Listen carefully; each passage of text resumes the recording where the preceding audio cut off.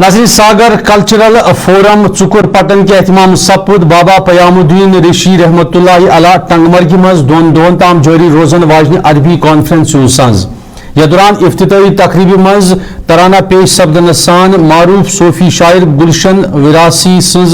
वारसी सज शायरी मजमुआ लोल ग्रज रस्म रोनुमाई अंजाम दिनाई। अत सिलसिलस मज मुनक़द अदबी कॉन्फ्रेंस मज आई कशरी रीशियत तो बाबारेशी उन्वानस तहत मकाल पेश करने जन कल्चरल अकेडमी हिंद इश्तराक मुनक़द कॉन्फ्रेंस मज वादी हिंद बहलिपाई हिंद शायर तो अदीब मौजूद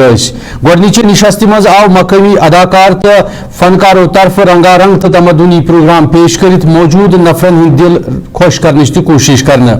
यह तकरीबन हुंद मकसद गाशरे थाई सूफी शायरी तो कशर माज जेव लोल बरनिश कोशिश करार दिन।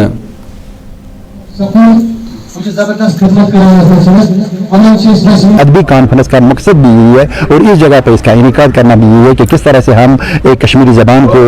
जो हमारी कश्मीरी ज़बान जो हमारी पहचान है उसको हम किस तरह से घर घर तक पहुँचाएंगे और दूसरी तरफ हम अदब की खिदमत करेंगे ताकि लोगों में जो है जो कश्मीरियत है असली भाईचारा का पैगाम आम हो। और इसका दूसरा मकसद ये है कि हम नए कलमकारों अदीबों को इसकी तरफ माइल करते हैं ताकि जो हमारे नौजवान अदीब हैं कलमकार हैं वो समाज के लिए किस तरह से अपना पैगाम दे दें ताकि